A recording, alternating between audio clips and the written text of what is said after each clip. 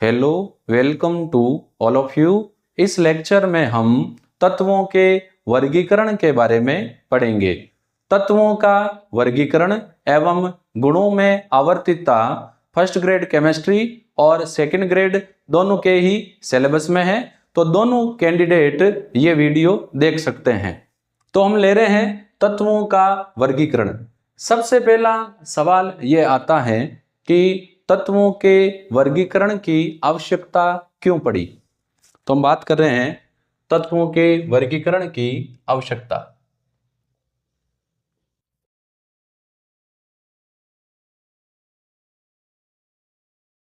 आखिर ऐसी क्या बात है कि जिसकी वजह से वैज्ञानिकों को तत्वों के वर्गीकरण की आवश्यकता पड़ी। तो देखो, जब हम बात करें पहले की, तो 1800 तक, सन 1800 तक केवल 31 तत्व ही ज्ञात थे।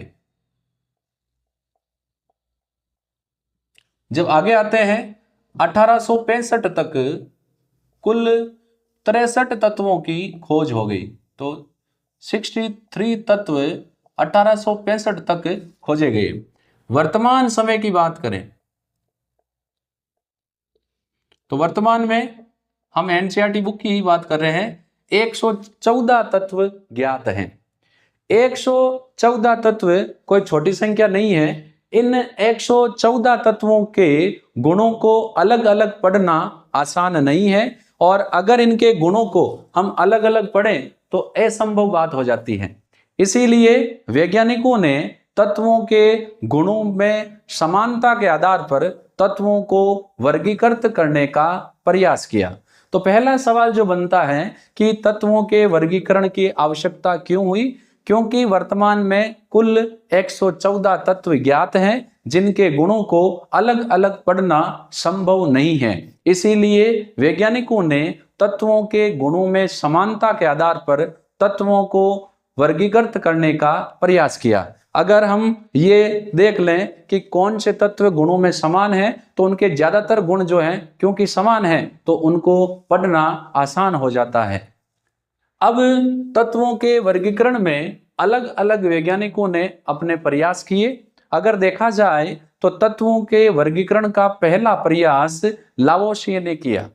लावोसिए ने तत्वों को धातु व अधातु में विभाजित किया। वह तत्व जो इलेक्ट्रॉन त्याग कर धनायन बनाते हैं धातु, और वह तत्व जो इलेक्ट्रॉन ग्रहण करके ऋणायन बनाते हैं अधातु कहलाते हैं। लेकिन लावोसिए ने तत्वों को धातु और अधातु में विभाजित किया, उसने उप धातु को विभाजित नहीं किया, इसीलिए ज्यादा फायदेमंद नहीं हुआ। लावोसिए के बाद जोसेफ प्राउस्ट ने तत्वों को वर्गीकृत करने का प्रयास किया। प्राउस्ट के अनुसार तत्व हाइड्रोजन से मिलकर बने होते हैं। इसीलिए प्राउस्ट ने बताया कि तत्वों का परमाणु भार हाइड्रोजन के भार का पूर्णांक होता है। लेकिन बाद में जब पता चला कि अधिकांश तत्वों के परमाणु भार, हमें जब बात करेंगे तो वहां पाएंगे कि कई तत्वों के परमाणु भार दशमलव में है, तो जोसेफ प्राउस्ट का जो वर्गीकरण है ये वहां असफल हो गया। अगर ये देखा जाए कि सिस्टमेटिक रूप से तत्वों को वर्गीकृत करने का जो प्रयास है वो सबसे पहले किया था डोबे राइनर ने, जिसको हम डोबे राइनर का त्रिक नियम कहते हैं। तो देखो, वर्गीकरण में नंबर 1 मैं यहां मेंशन कर रहा हूं लावोसिए का वर्गीकरण।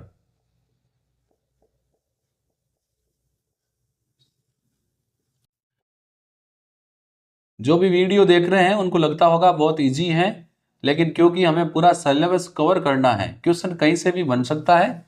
और आरपीएससी में जैसा कि मैं शुरू से ही बता रहा हूं, जो क्वेश्चंस बनते हैं वो बेसिक क्वेश्चन ही बनते हैं, इसीलिए इन सब के बारे में हमें जानकारी होनी आवश्यक है। इसके साथ ही साथ मैं आपको एनसीईआरटी बुक की इंपॉर्टेंट जो लाइन है वो भी वीडियोज में डिस्कस करता जाऊंगा, आप उनको नोट कर सकते हैं।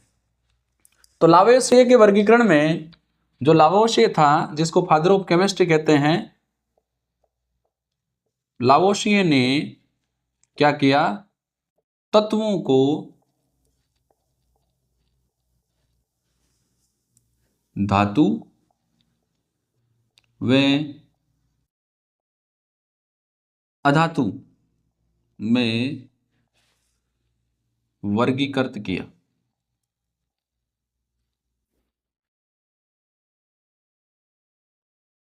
लेकिन जैसा कि मैंने बताया है, इसने उपधातु को वर्गीकृत नहीं किया, इसीलिए ये ज्यादा फायदेमंद नहीं रहा। वर्गीकरण का दूसरा जो प्रयास है वो किसने किया? जोसेफ प्राउस्ट ने। तो हम बात कर रहे हैं जोसेफ प्राउस्ट का वर्गीकरण।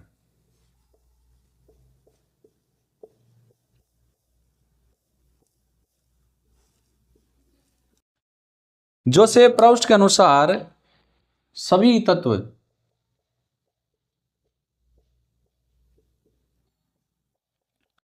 हाइड्रोजन से बने होते हैं।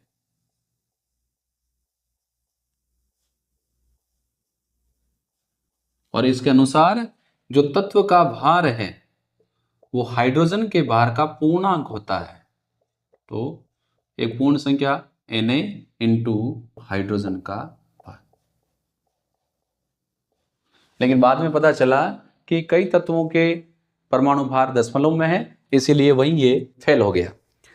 सबसे पहला जो सिस्टमेटिक प्रयास किया वो किया था डोबेराइनर ने।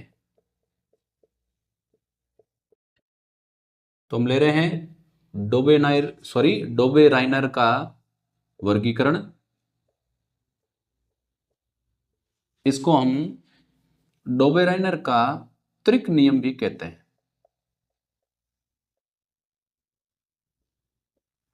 डोबेराइनर ने समान गुणों वाले तीन तीन तत्वों के समूह बनाए, जिसे त्रिक नाम दिया। इस समूह में बीच वाले तत्व का परमाणु भार अन्य दो तत्वों के परमाणु भारों का औसत था। तो मैं इसको यहां नोट डाउन कर लेता हूं। डोबेराइनर ने यानी इसने समान गुण वाले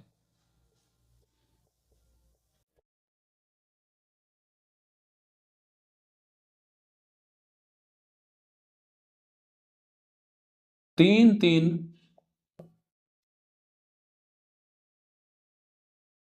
तत्वों के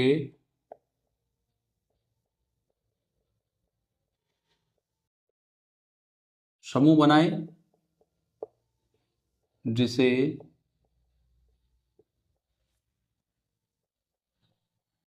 ट्रिपलेट त्रिक कहते हैं।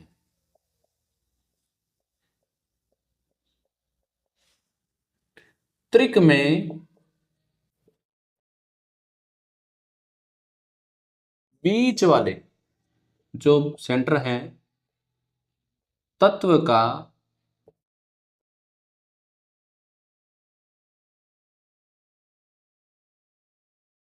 परमाणु भार अन्य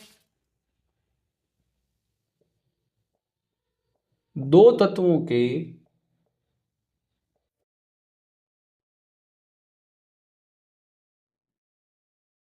परमाणु भार का औसत था।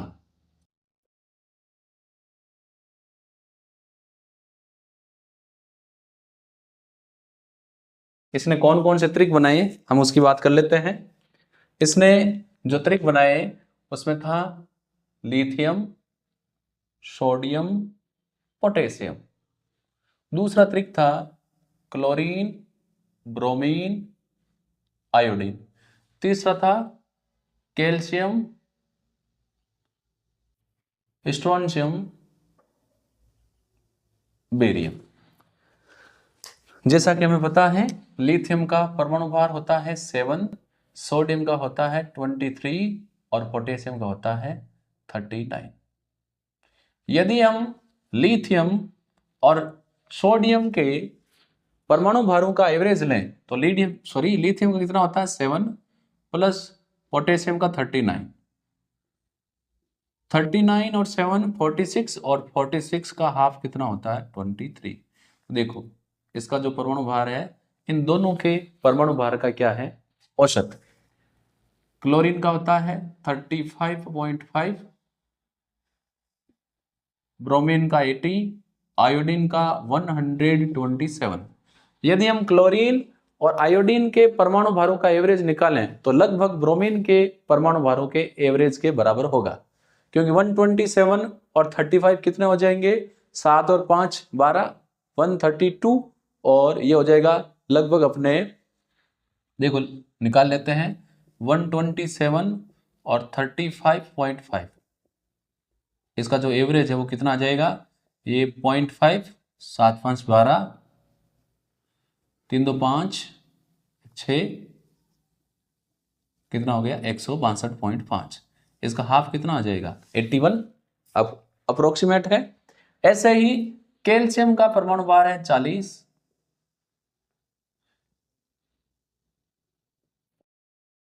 स्ट्रोंशियम का हो जाएगा 88, और बेरियम का हो जाएगा 137। जब इन दोनों का हम एवरेज निकालेंगे तो देखो कैल्शियम का कितना है 40 और इसका 137, तो 40 और 137 कितना हो जाएंगे, 137 प्लस 40 इसका हाफ, तो ये हो जाएंगे 177, इसका हाफ कितना हो जाएगा, लगभग अपने हो जाएगा 8, और ये भी कितना हो जाएगा आगे 8, फिर आगे पॉइंट हो जाएगा, यानी लगभग हाफ है। तो यहां पर हम देख रहे हैं कि डोबेरेनर ने जो तीन तीन तत्वों के ग्रुप बनाए, तो उसमें बीच वाले तत्व का परमाणु भार अन्य दो तत्वों के परमाणु भारों का औसत था। लेकिन डोबेरेनर के वर्गीकरण में मुख्य कमी यह थी कि उसने केवल 9 तत्वों के ही तीन तीन के ग्रुप बनाए, अन्य तत्वों का उसने वर्गीकरण नहीं किया, क्योंकि जब वर्गीकरण करना होता है तो सभी तत्वों का वर्गीकरण जब नहीं होता है तो वो वर्गीकरण कोई फायदा नहीं देता। अब हम ले रहे हैं अगला जो नंबर 4 है वर्गीकरण, जिसको हम बोलते हैं न्यूलैंड का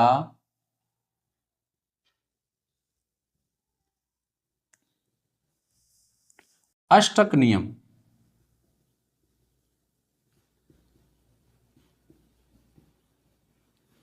या न्यूलैंड का वर्गीकरण।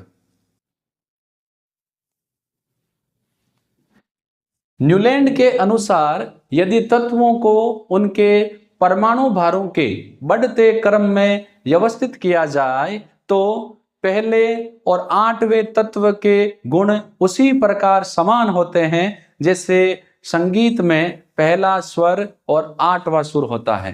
तो देखो, यदि तत्वों को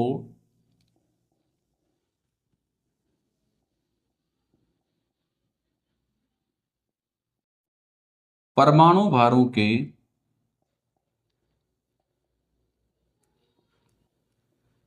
बढ़ते क्रम में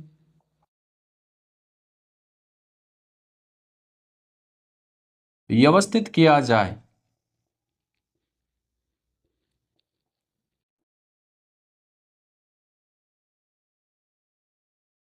तो पहले वे 8वें तत्व के गुण उसी प्रकार समान होंगे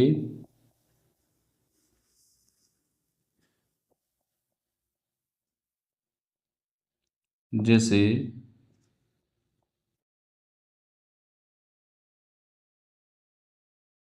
संगीत में स्वर। संगीत में 7 सुर होते हैं, सा रे गा मा पा धा नी, और नी के बाद जो 8वां है वो वापस क्या आता है सा।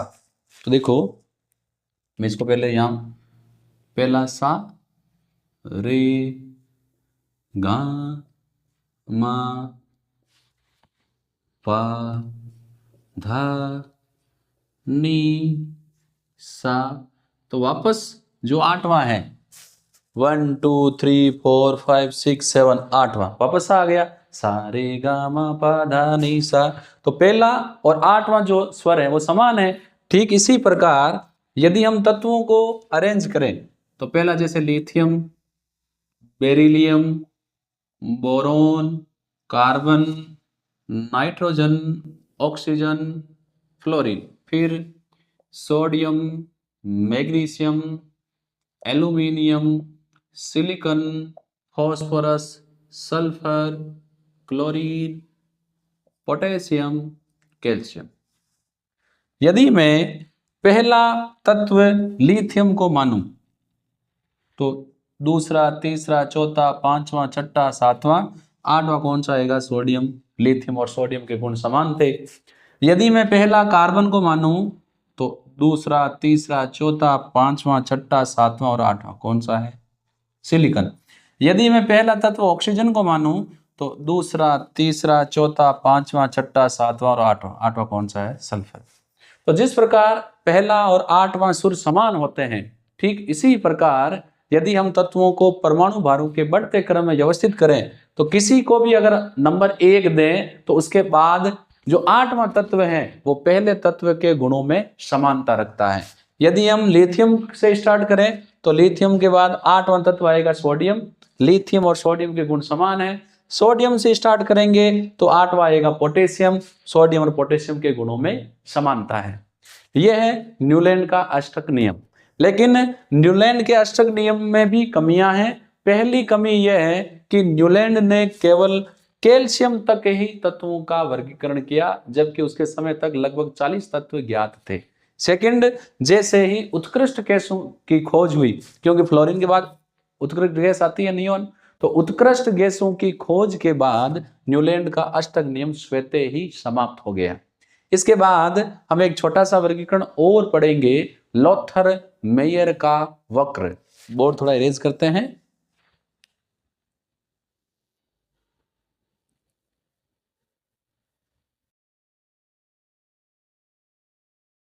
तो इसमें हम ले लेते हैं लोथर मेयर का वक्र।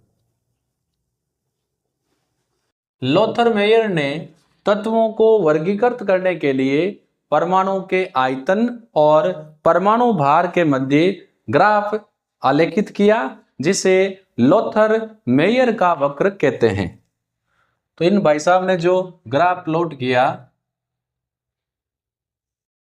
वो किसके बीच में था?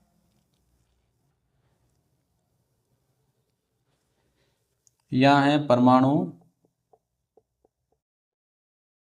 भार और यहां है आयतन।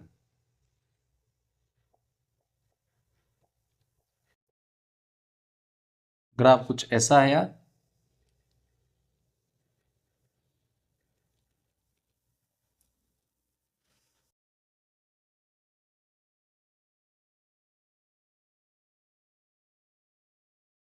पहले मैं ग्राफ बना देता हूं, फिर हम बात करेंगे।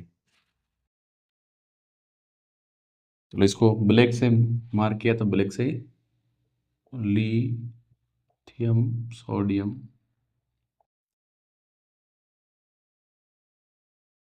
थोड़ा और बना लेते हैं।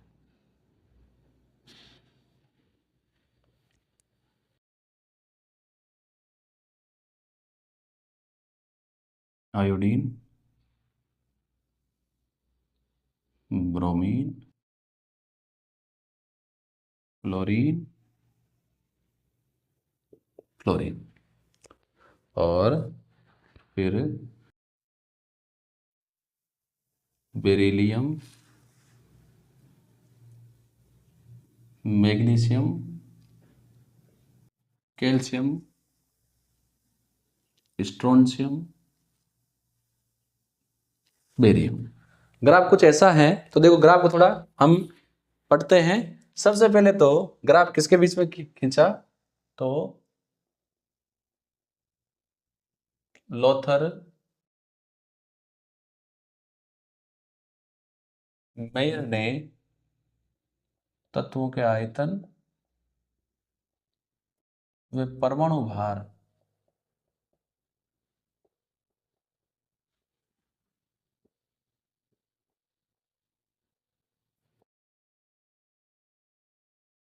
के मध्य वक्र खींचा। इसके अनुसार अकॉर्डिंग टू ग्राफ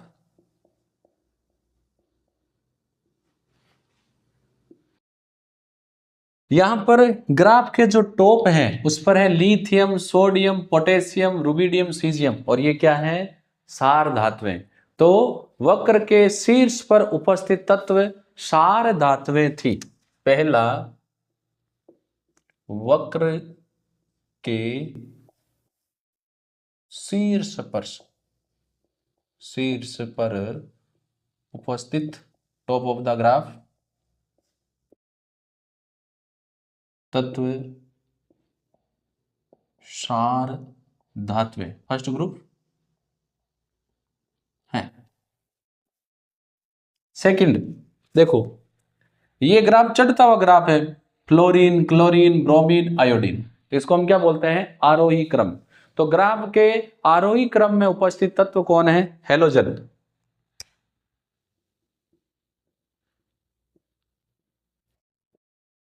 वक्र के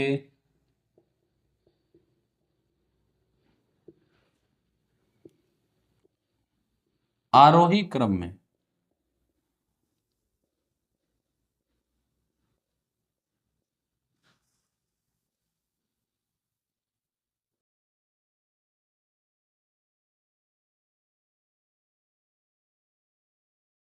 हेलोजन है। अब जब हम घटते हुए ग्राफ की बात करें तो बेरिलियम आ रहा है, मैग्नीशियम आ रहा है, कैल्शियम आ रहा है, स्ट्रोंशियम आ रहा है और बेरियम आ रहा है। तो ग्राफ के अवरोही क्रम में कौन स्थान पा रहा है? क्षारीय मृदा धातुएं सेकंड ग्रुप की है। तो वक्र के घटते क्रम में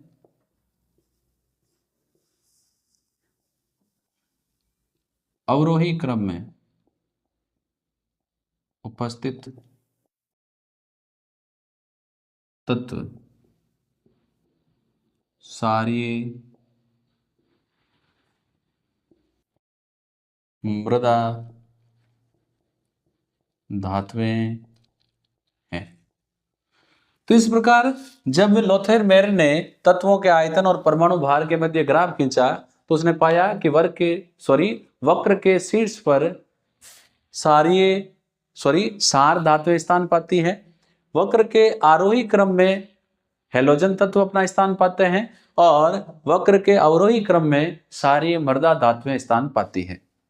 लेकिन इस वर्गीकरण की सबसे बड़ी कमी यह थी कि ग्राफ में समान गुण वाले तत्व एक स्थान नहीं पाते हैं।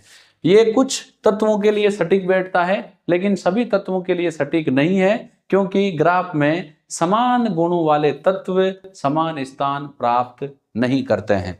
इसीलिए इस वर्गीकरण के बाद हम नेक्स्ट वीडियो में लेंगे मेंडलीव की आवर्त सारणी, मेंडलीव का वर्गीकरण। जो वीडियो मैं आपको टाइम टू टाइम अवेलेबल करवा रहा हूं, यदि आपके लिए यह हेल्पफुल है तो मेरे YouTube चैनल को ज़्यादा से ज़्यादा शेयर करें ताकि मैं आपके लिए और उपयोगी वीडियो बना सकूं। इसके अलावा जैसा कि मैंने बताया है कि ऑलरेडी मेरा 11th-12th केमिस्ट्री का चैनल है, केमिस्ट्री बाई सुशील कुमार जांगीड़। वहाँ से भी आप 11th और 12th लेवल का जो सिलेबस है वो कवर कर सकते हैं। यहाँ मैं सिलेबस करवाऊंगा, लेकिन आपको यदि स्पीडली पढ़ना है और 11th और 12th लेवल का सिलेबस आपको पूरा करना है तो ऑलरेडी वहाँ डिटेल से वीडियो अवेलेबल है, वहाँ से भी आप इसका उपयोग कर सकते हैं। हम फिर मिलेंगे। धन्यवाद।